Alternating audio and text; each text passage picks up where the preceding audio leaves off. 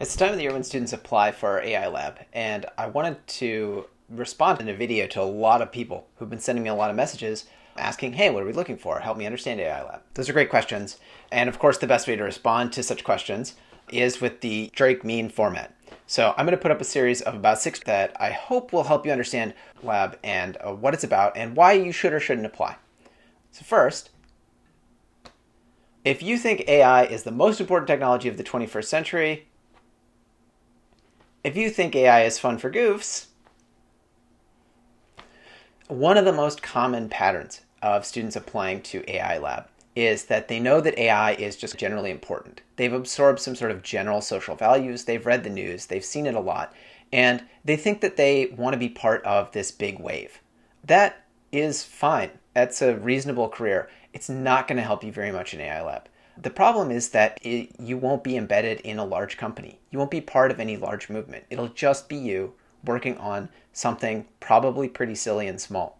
And so you won't actually have any contact with the larger social problems of AI. You won't be able to address them. You don't have that level of power. That's not to say that this isn't a good place if you care about those issues to learn your trade. It's just saying that you won't be doing that sort of stuff. A lot of students seem to come in with the belief that this is something important that they have to do for the good of the world. But you won't actually be doing that on a day-to-day basis. What you'll be doing is writing code, fixing bugs, trying to make stuff happen, testing out some stuff, having it fail, trying to come up with good ideas. You won't be developing AI safety policies. So if you really think that it is socially important for you to engage with AI lab, I think you probably shouldn't apply, because that is something that you won't get access to in this venue. If you think AI is good for silly things and you just like hacking around with it and messing around with it, then I really do encourage you to apply. There will be a lot of opportunities for you to do open-ended work of building your own stuff. A great example of what I mean by goofs, I wanted to show the Janelle Hart's Peerless AI Weirdness site. So this is a woman who uses AI to make automatically generated pictures of terrible cakes, to develop weird recipes, write short stories about a skeleton crew. This sort of stuff is weird and fun, and that's what you'll get to work on. You might eventually put that toward a product, but you won't solve big social problems, so don't worry about it. Okay, the next one is, if you have a great idea, if you have garbage code, AI Lab is primarily about building and developing things, and ideas last about 2 weeks in AI Lab. If you go in with the expectation that you're going to implement a brilliant idea, you're going to have to abandon that idea every couple of weeks and do something else and pivot instead. What you will see progress on is slowly developing a code base that allows your AI to do more and more things. Whether this is a combination of different models that you've tried implementing, whether this is just some kind of basic app pipeline stuff that you can use software engineering to launch a web app or get something on the App Store, going through that actual tangible process of getting your product created and out in the world is much more important than the quality of your idea. One of the things that students often struggle with when they come into AI Lab is they want to accomplish something very great, again, probably because they think AI is the most important technology of the 21st century, and they crash into the fact that day to day they're just going to be heads down over a keyboard trying to hack something together that kind of works. And they don't get to explore, and they don't get to learn, and they don't get to do stuff. They have to actually do the tedious work of implementing things. The tedious work of implementing things is more important than your great idea. Number 3. You've identified a $1 billion industry. You've identified a $0 industry. If it's a $1 billion industry, then lots of people know about it. There's lots of solutions in that area. You're very unlikely to be the one that catches on and is important. But if it's a $0 industry and it's just you doing something weird that you've never seen before, I'm much more interested, because there's probably something there. I think that a lot of students come into AI Lab with a background in kind of the sciences, in mathematics or something, and they're trying to find the right answer. And so they go out and they look for things that seem popular or things that seem important. I don't want you to be that way. I want you to be an artist or a builder or a maker who just has this weird idea that you're passionate about, that nobody else likes, and that is odd, like building automatically generated pictures of cakes. That is incredibly interesting and important. There's a lot of stuff that can be done there. You can take that $0 idea, as long as you got your garbage code, and build it into something really great. But there's no guarantee that you can start with a big industry and make an impact. Please yourself.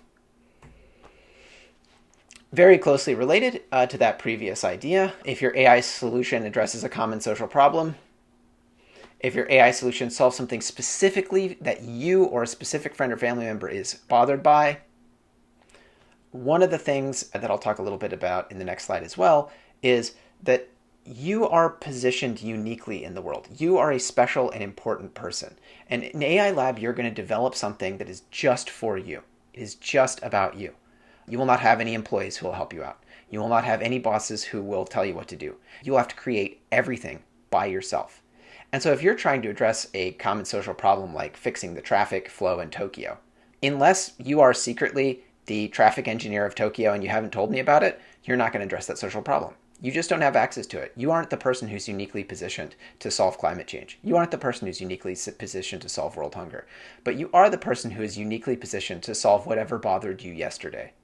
Because that's you. You're in the position to actually make progress on that issue. It's lovely if that scales up into something that addresses a larger social problem. But if you can't address a problem that vexes you individually right now, tomorrow, scaling up to a massive problem is hopeless and premature and needlessly self-aggrandizing. Just fix whatever annoys your mom about her bank account and you're good to go. That's what I really want people focused on. Be very punctate. A lot of students really, it's very sad to me. I often find students who I feel like hate themselves. They have a hobby that's something like playing card games online.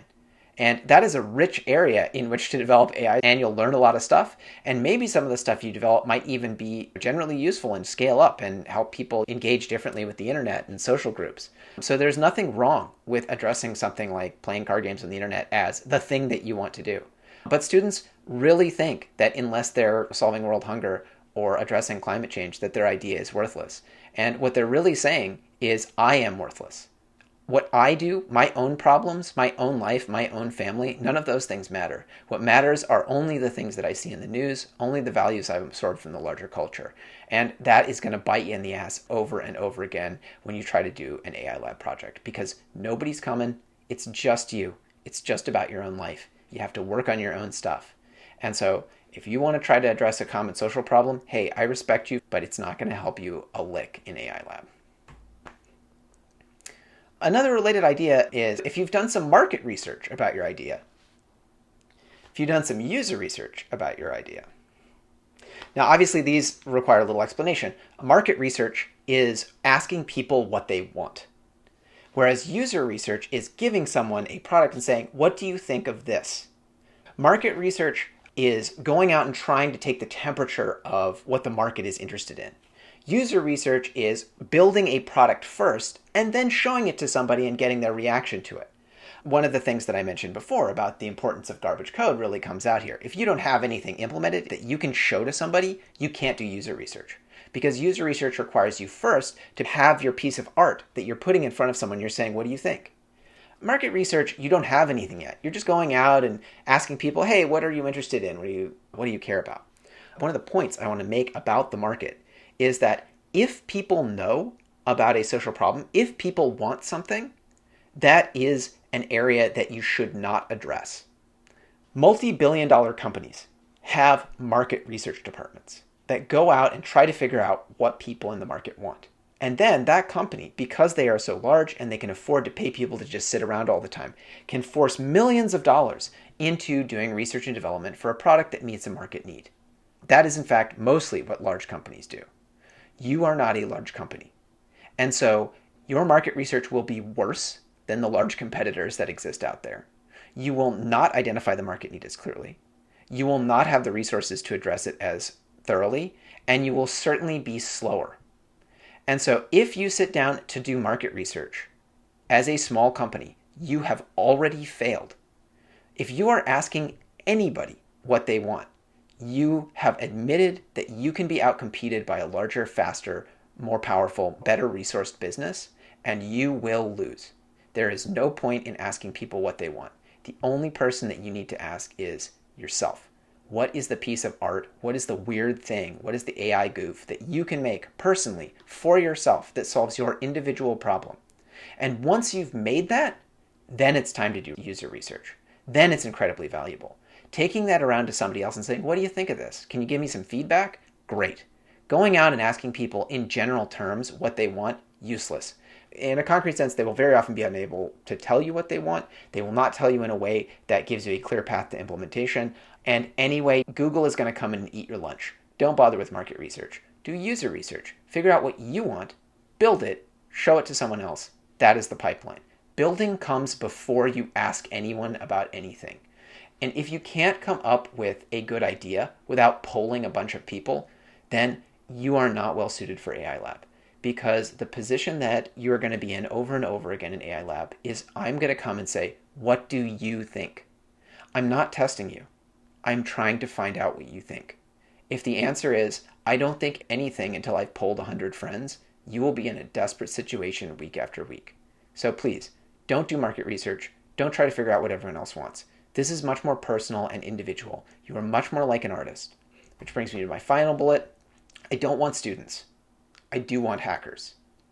I want people who are willing to go out and build things without being asked. Ideally, you should just make fun stuff for yourself all the time out of AI. And then we can figure out how to make a business out of that. That's what AI Lab is. The general pipeline of AI Lab is in the fall, you'll mess around with AI, and you'll try to find some friends who want to work on a project together with you. You'll hopefully identify some fun AI goof, and you'll write a bunch of garbage code to try to make it work. In the spring, you'll try to figure out if there's anything there to sell, and you'll try to coalesce around a working team that can develop it and put it out in the field. And then in your summer internship at DeepCore, if you survive this long, not that I'll kick you out, but just that you'll probably get discouraged because you have to keep coming up with your own ideas and doing your own work. Then over the summer, you'll have to actually implement your idea and try to get it out to customers.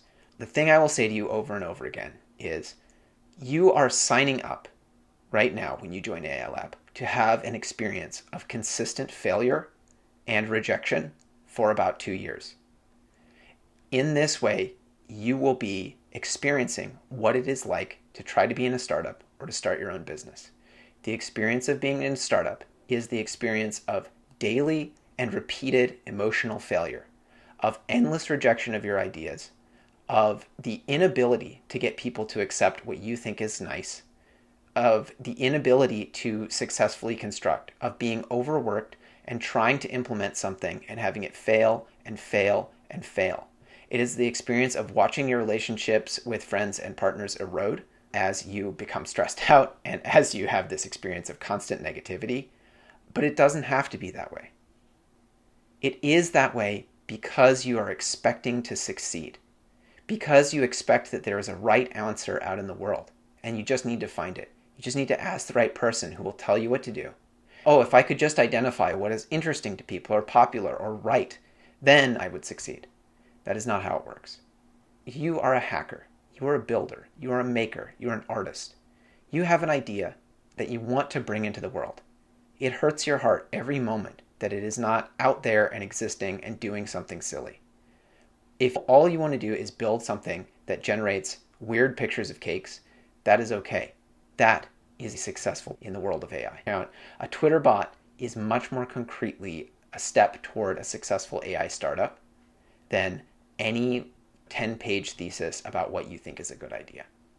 And so what I'm saying to students as you apply to AI Lab is, I want people who care about bringing things into the world and care enough to experience constant rejection over and over again, because there is something that they cannot live without making.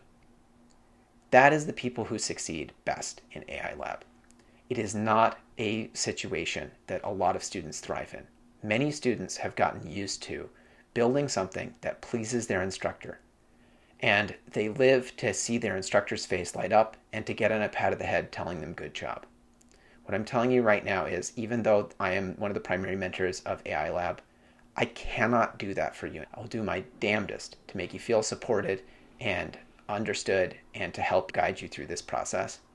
But you will never, ever get the feedback from me you want in this class, because no one can provide it to you except yourself.